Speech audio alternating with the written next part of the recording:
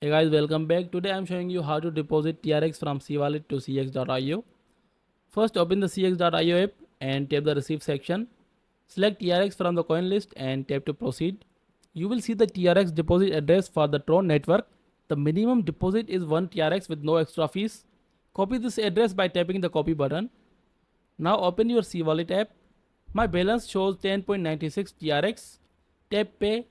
Select the TRX network TRC20. Enter the amount like 8 TRX, which is about 2.18 USD, and tap next. And paste the cx.io address you copied. Review the details. There is a small 1.5 TRX fee, making the total 9.5 TRX. Enter your security pin or password. Then tap send now. Back in cx.io, check your balance.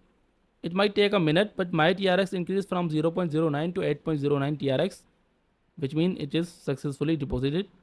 That's how you send TRX from Cwallet to cx.io. If this helped, please like and subscribe. Thanks for watching.